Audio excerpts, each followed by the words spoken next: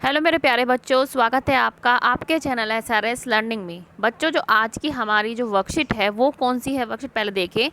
ये हमारी assessment worksheet है नंबर 1। ठीक है, जो जितना भी हमने अब तक पढ़ा है अपनी वर्कशीट में, तो वो उसका क्या ये असेसमेंट है। मतलब जितना भी हमने पढ़ा है उसको हमें देखना है कि हमने कितना पढ़ा है, तो वो उसी के लिए क्या ये आज की जो है ये वर्कशीट है। ठीक है, और इस वर्कशीट का जो नंबर है वो है 1। ठीक है, मतलब ये वर्कशीट एक तरह से उसके लिए कि जितना हमने पढ़ा है उसको हम रिवाइज करें, हम देखें अपने आप को, अपना असेसमेंट करें मतलब। ठीक है, अपने आप को देखें कि हमें कितना आता है। और ये कौन सी वर्कशीट है, ये हमारी साइंस की वर्कशीट है। क्लास जो है हमारी 9th है। ठीक है, और हमारी जो डेट है इसकी वो है 22 जुलाई 2021। जैसे आपको पता है यहाँ पे आपको नेम ऑफ द स्टूडेंट लिखना है और यहाँ पे आपको अपनी क्लास टीचर का नाम लिखना। तो शुरू करते हैं।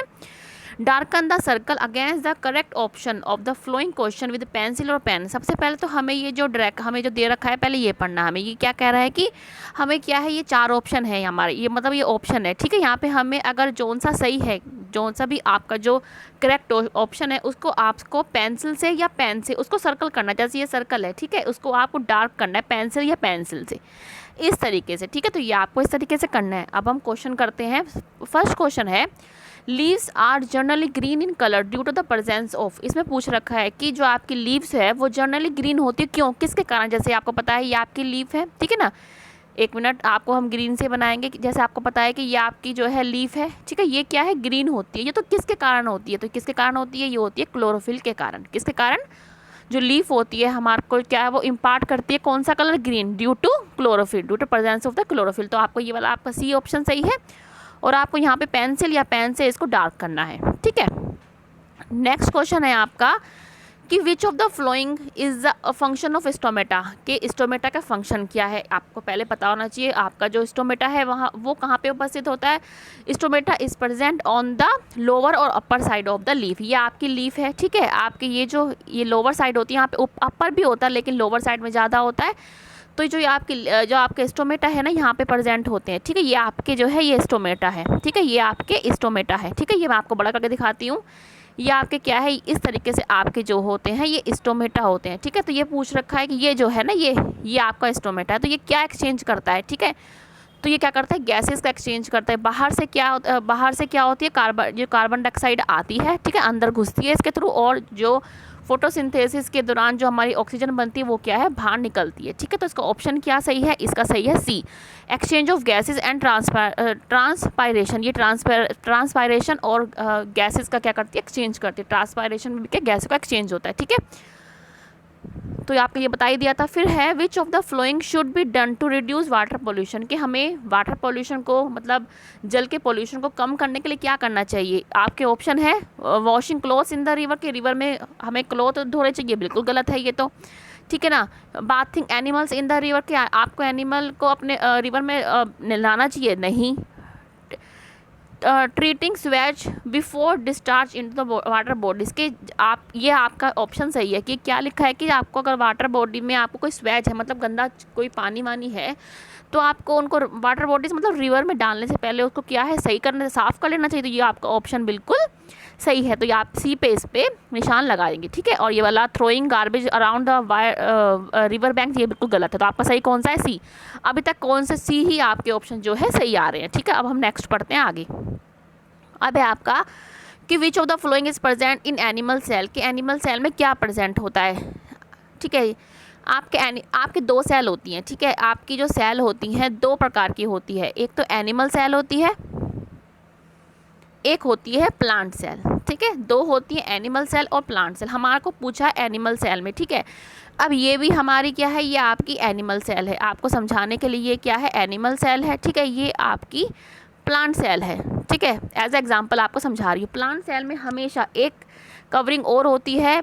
ठीक है, ये होती है सेल वाल की, हमेशा सेल वाल की हमेशा होती है। ठीक है, और एनिमल सेल में आपका ये होता नहीं है। और इसमें क्या है, प्लांट सेल में लार्ज वैक्यूल्स होते हैं। ठीक है, क्लोरोप्लास्ट होता है, क्योंकि ठीक है, क्लोरोप्लास्ट क्यों होता है, ताकि प्लांट सेल में हो, ताकि वो क्या है, फोटोसिंथेसिस कर सके। तो इससे हमें पता चलता है कि एनिमल सेल में क्या होता है, तो एनिमल सेल में सेल वाल होती है, क्योंकि सेल वाल जो होती है वो प्लांट सेल में होती है, लार्ज वैक्यूली प्लांट सेल में होते हैं, और क्लोरोप्लास्ट भी क्या है, प्लांट सेल में होती है। तो इसका आंसर जो है वो क्या है, सी, सेल मेम्ब्रेन जो होती है वो प्लांट सेल में और एनिमल सेल दोनों में होती है, लेकिन जो ये सारी चीज़ें आपको बताई तीनों, ये प्लांट सेल में उपस्थित होती है। ठीक है, लार्ज वैक्यूल्स होते हैं एनिमल सेल में, लेकिन बहुत ही लार्ज नहीं होते, सॉरी छोटे होते, बहुत ही छोटे या होते ही नहीं है। पांचवा क्वेश्चन है कि which of the following is a biggest cell, मतलब बिगेस्ट सेल कौन सी है इन सब में से, वो है ऑस्ट्रिच का अंडा। ऑस्ट्रिच एग जो है वो क्या है, बिगेस्ट सेल है, जिसको आप अपनी नेक्ड आई, मतलब जिसको आप क्या है नंगी आंखों से देख सकते हैं, वो क्या है, ऑस्ट्रिच एग।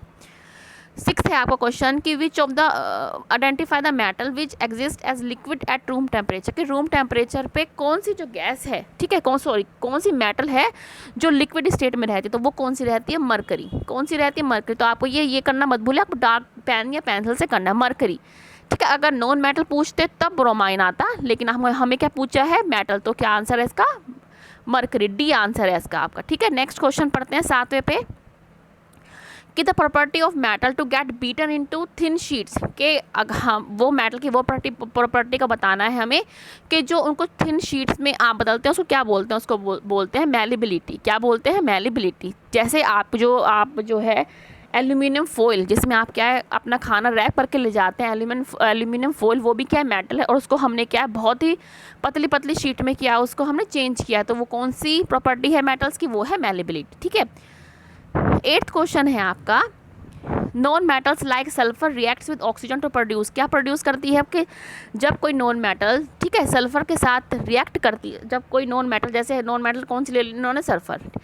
ठीक है, तो ये कह रहे हैं कि जब सल्फर जो है ऑक्सीजन के साथ, ठीक है, सल्फर को ऐसे सिंबल लिखते हैं, जब वो ऑक्सीजन के साथ रिएक्ट करती है तो क्या बनाता है, तो क्या बनाता है वो, एसिडिक ऑक्साइड। ठीक है, और which turn blue litmus to red litmus. ठीक है, तो ये क्या है हमारा, इसका आंसर क्या है, बी, आप बी पे कर देंगे।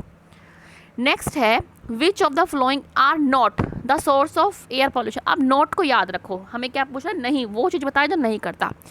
फैक्ट्री एमिशन क्या है, एयर पॉल्यूशन को बढ़ाता है। Burning of the solid garbage, ये भी बढ़ाता है। फायरवुड बर्निंग, ये भी बढ़ाता है। तो हमारा आंसर जो नहीं बढ़ाता एयर पॉल्यूशन का, वो है प्लांटिंग ऑफ ट्रीज।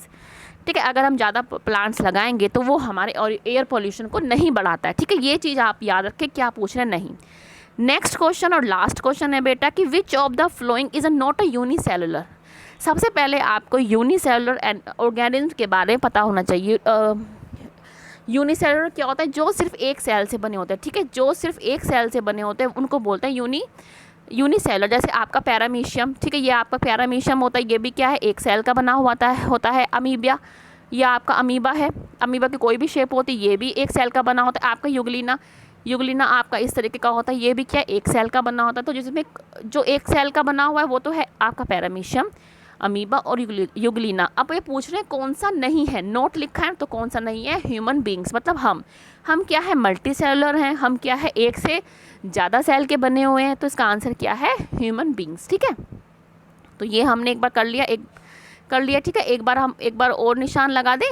ठीक है, इसका क्या है, सी है, इसका भी सी है। ठीक है, इसका आपका क्या है, ये सी है इसका आपका। ठीक है, आंसर। अब आपका 4th का क्या है, इसमें आपका क्या था, सेल मेम्ब्रेन, इसमें ऑस्ट्रिच एग था, इसमें आपका क्या था, मरकरी, इसमें आपका क्या, मैलिबिलिटी आप। ठीक है, और 8th का क्या था आपका, बी, 9th का आपका था बी, एंड लास्ट आपका था सी। ठीक है, तो आप, मुझे उम्मीद है कि आपको ये अपना असेसमेंट खुद कीजिएगा पहले कि आपको कितना आता है, फिर आप इस वीडियो को जरूर देखें। ठीक है, आपको अच्छी लगे तो ज़रूर बताना, और साथ में washing your hands with soap and water regularly, इसको भी ध्यान रखें। ठीक है बच्चों, मिलते हैं आगे वर्कशीट के साथ। ये वर्कशीट नहीं, ये आपकी असेसमेंट वर्कशीट है, जिसमें आपको अपने आप को असेस करते हैं, मतलब आपने जो अब तक वर्कशीट पढ़ी है उसको कितना समझा।